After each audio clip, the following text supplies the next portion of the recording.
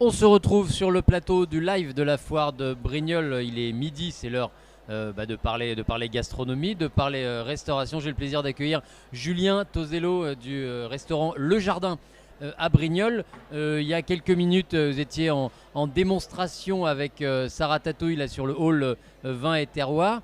Et on va peut-être commencer par présenter le restaurant Le Jardin qui a été ouvert il y a une année. C'est ça, bonjour. Oui, le restaurant Le Jardin, mon épouse et moi avons acheté le restaurant il y a 18 mois et une ouverture donc après Covid à la fin du mois de mai 2021.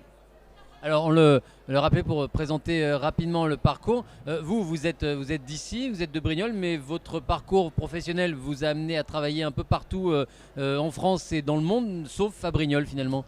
Exactement, oui, c'est un peu marrant. Je suis originaire d'ici, d'un tout petit village à côté, Vince, et j'ai jamais eu l'occasion de travailler à Brignoles. Et donc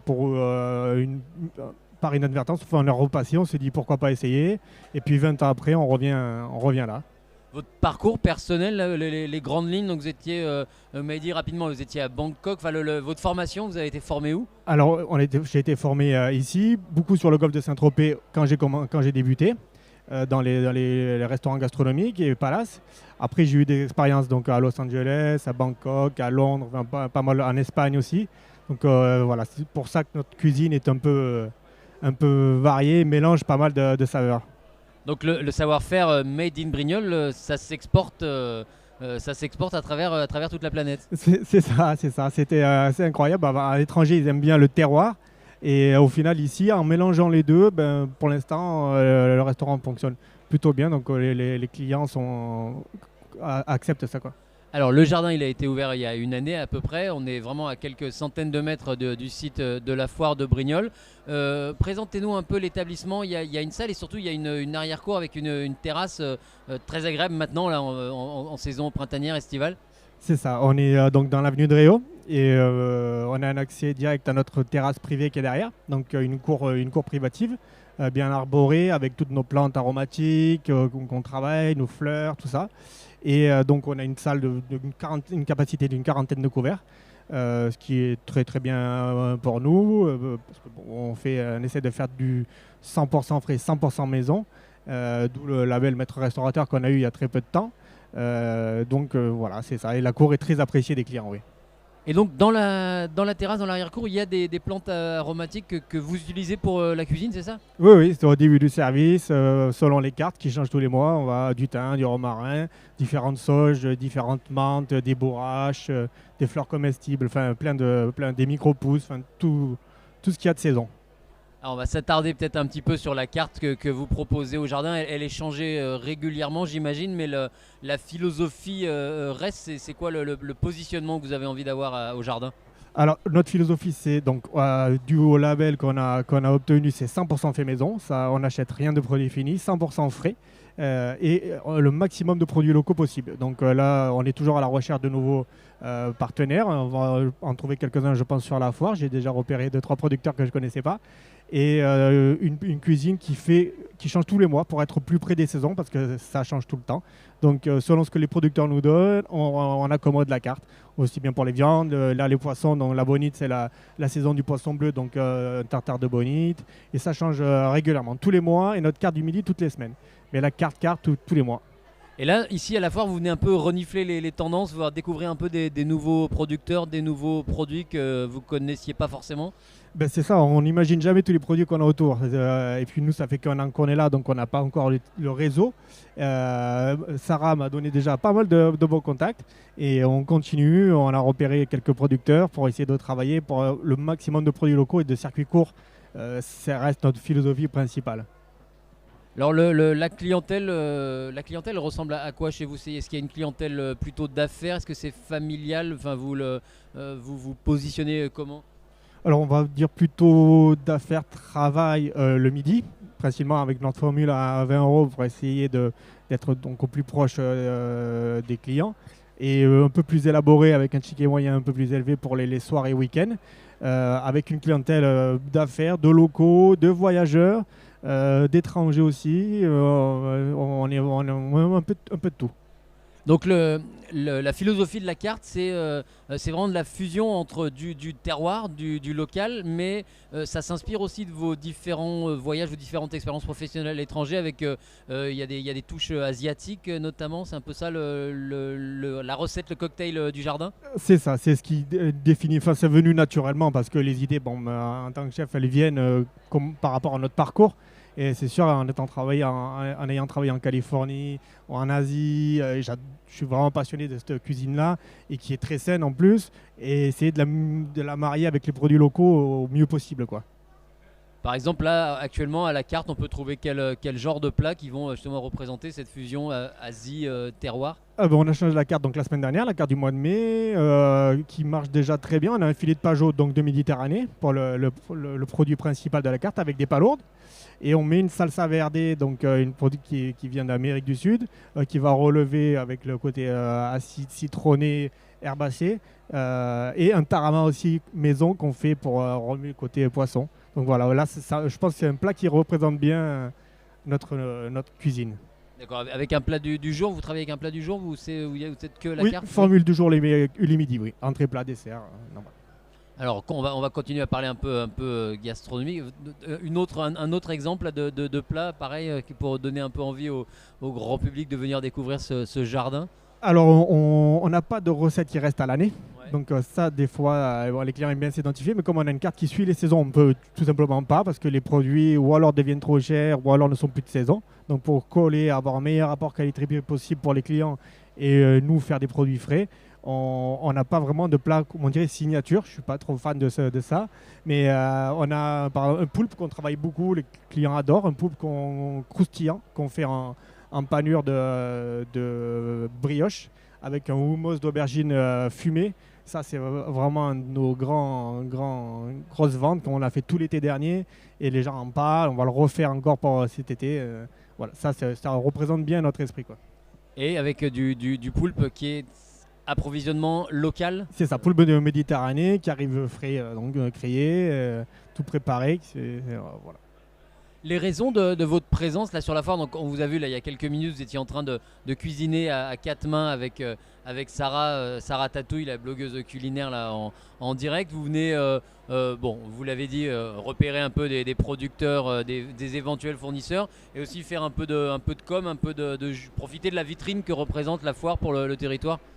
Bien sûr, quand la municipalité nous a appelé pour demander si on voulait bien participer, bien sûr qu'on a accepté parce que on travaille vraiment très très bien à la municipalité depuis le début. À chaque fois qu'on a des problèmes ou des questions, ils sont là. Donc c'était bien aussi d'être là parce qu'ils nous ont sollicité. Et puis pour nous, parce qu'il y a des gens qui ne connaissent pas encore le restaurant parce qu'on a une année d'ouverture. Et pour faire connaître ce qu'on fait, parce que c'est quand même atypique et c'est différent. Donc ça peut faire une belle vitrine pour nous. Oui, puis il y a une éducation peut-être au goût, peut-être de la pédagogie, de sortir des schémas un peu classiques de la cuisine. C'est ça, il y a un discours auprès du client. Les tomates, à la fin du mois de septembre, ça s'arrête jusque maintenant, on n'en a toujours pas fait. Donc on suit les produits, on s'y tient. Donc c'est sûr qu'il faut aussi parler aux clients, leur expliquer. Mais les clients sont très réceptifs et comprennent tout à fait la démarche. Oui, on se tient aux produits frais. Et puis évidemment au rythme des saisons là sur cette foire agricole, c'est la base. Oui, bien sûr.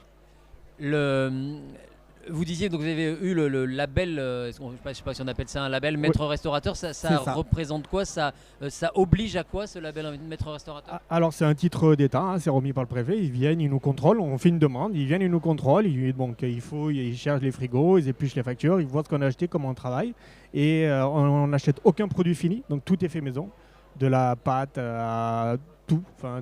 À part, nous, on ne fait pas le pain, par exemple. On travaille avec un artisan, le petit four Saint-Jean à Brignoles, qui, lui, travaille qu'avec des produits pareils d'artisan.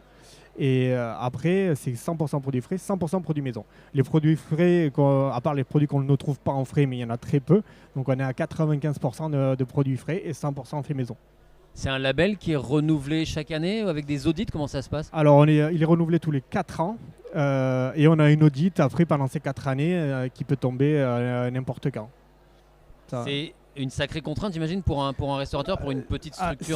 C'est une grosse contrainte parce qu'acheter 100% frais, des fois, ça coûte 20, 30, 40% de plus à l'achat pour nous et forcément les prix ne sont pas répercutés à ce niveau-là. Mais nous, c'était notre philosophie dès le début. Prendre un petit restaurant entre guillemets à Brignoles, c'était pas pour faire du volume, pour vraiment exploser, c'était parce qu'on se lève le matin, tout simplement parce qu'on a envie de faire ça. C'était pas plus compliqué, quoi.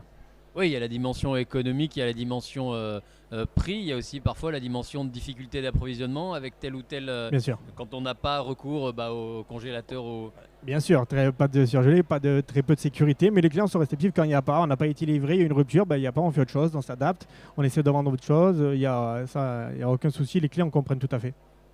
Alors les clients, ils viennent pour la démarche, ils viennent aussi pour le goût. Peut-être qu'on peut passer à la partie dégustation, ça vous l'avez concocté tout à l'heure avec Sarah Tatouille qui était en train de commenter pendant que vous travaillez. Vous êtes venu, ça c'est vraiment du minute, hein, vous êtes venu avec les produits. Et là typiquement, on est sur le cœur de votre philosophie, de votre positionnement avec un côté asiatique, un côté local. Vous allez un peu nous détailler ce que vous avez travaillé, puis on va goûter après. C'est ça, on voulait faire une petite recette, même si c'est un amuse-bouche qui représente ce qu'on fait.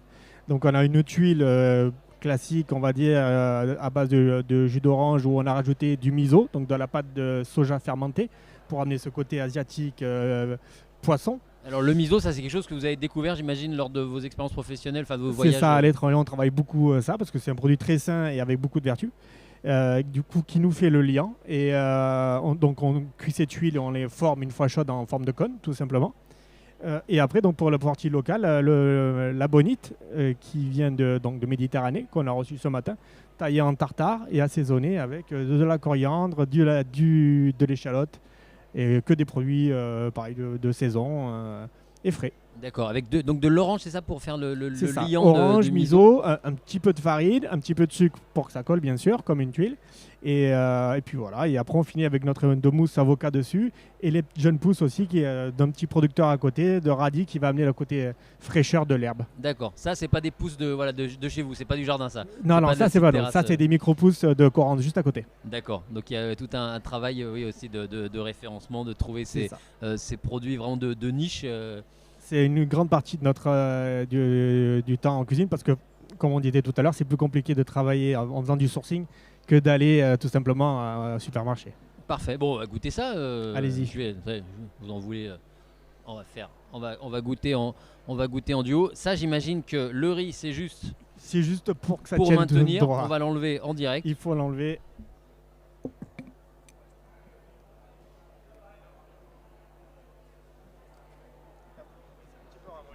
Donc sucré salé avec le miso. Je connaissais pas du tout le miso, je savais pas. Donc c'est soja, il y a des c'est de la pâte de soja fermentée, ouais. D'accord. Ça c'est quelque chose que vous préparez vous le soja. Non, ça s'achète parce que c'est vraiment une religion en Asie. Il y a des millésimes. Il y a différentes. Il y a de la blanche, de la rouge, de la noire. C'est vraiment un produit en soi, quoi. Soja fermenté avec donc cette bonite de Méditerranée, donc cette espèce de petit thon, c'est une sorte de thon. C'est ça, c'est un petit thon. Ouais. Régalade. Oh, merci Julien, ça c'est avec juste un peu, c'est même pas mariné, c'est quoi, c'est assaisonné. C'est mariné sauce soja, huile de sésame et donc le gingembre. D'accord. Et avec la coriandre pour la fraîcheur. Et la coriandre pour la fraîcheur.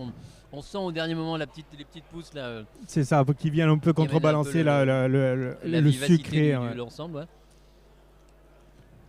Régalade. Ouais, merci. Donc ça, c'est ce que vous proposez parfois au Alors jardin, ça peut arriver, mais oui, c'était aujourd'hui, mais c'est une recette que je fais depuis déjà pas mal d'années. Mais pour les cocktails, je sais que en général c'est très apprécié. Et après on peut le faire pour des amuse-bouches cet été, mais comme ça change tout le temps, donc on n'a pas vraiment, on peut pas garantir que ça sera la carte, mais ça vient, ça repart, et puis des fois c'est du thon, des fois c'est du maquereau, des fois ça change selon les saisons.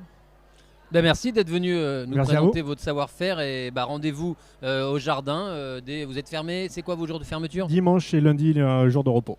Ben voilà, donc sur votre jour de repos, vous venez quand même travailler, mettre les mains dans les casseroles. Rendez-vous donc au jardin, restaurant Le Jardin à Brignoles. Merci Julien Tosello d'être venu nous présenter votre carte et votre philosophie au jardin. Merci à vous. Beaucoup. Merci.